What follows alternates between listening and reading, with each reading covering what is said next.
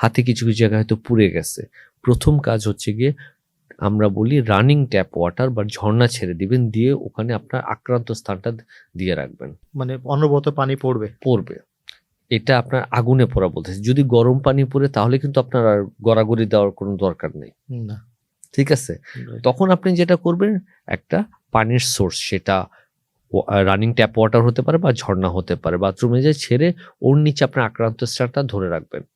তাহলে কি হবে, এই যে পানিটার একটা ধারা আসতেছে, বাই দ্য ওয়ে আমরা কিন্তু normal temperature running tap water বলতে চাচ্ছি, আপনি ঠান্ডা পানি না, বা বরফ পানি, এই জন্য আমি এটা উল্লেখ করতে চাচ্ছি যে আপনি নর্মাল টেম্পারেচার ওয়াটার পানিটা দিচ্ছেন, তাহলে হচ্ছে পানিটা ওই অংশে যদি কোনো গরম তরল পদার্থ লেগেও থাকে, কারণ আমাদের রান্না করতে গিয়ে তরকারি, গরম তেল, গরম পানি পড়ে, আপনি যখন পানি ঢালতেছেন ওটা কিন্তু ধুয়ে চলে যাচ্ছে, কারণ এই গরম জিনিসটা যতক্ষণ আপনার শরীরের স্পর্শে থাকছে ততক্ষণ পর্যন্ত সে হিটটা ছাড়বে এবং সেই হিটে আপনার চামড়াটা আরো গভীর পর্যন্ত পুড়তে থাকবে। যখন আপনি রানিং ট্যাপ ওয়াটার দিলেন, সে কিন্তু ধুয়ে নিয়ে চলে গেল, পানিটাকে ওখানে থাকতে দিল না, গরম যে অংশটা ছিল সেটা ঝোল হোক, তরকারি হোক, বা পায়েস হোক, দুধ হোক, পানি হোক, সেটা কিন্তু ধুয়ে নিয়ে গেল, প্লাস সে জায়গাটা কুল ডাউনও করলো।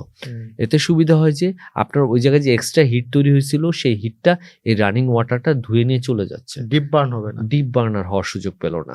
অনেকে করে কি, ওইখানে বরফ ধরে রাখে, ঠান্ডা পানি ঢালতে থাকে।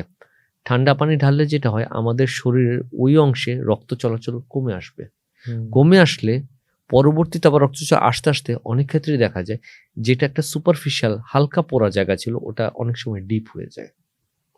সুতরাং পানি ঢালুন, কিন্তু সাধারণ তাপমাত্রার পানি ঢালবেন।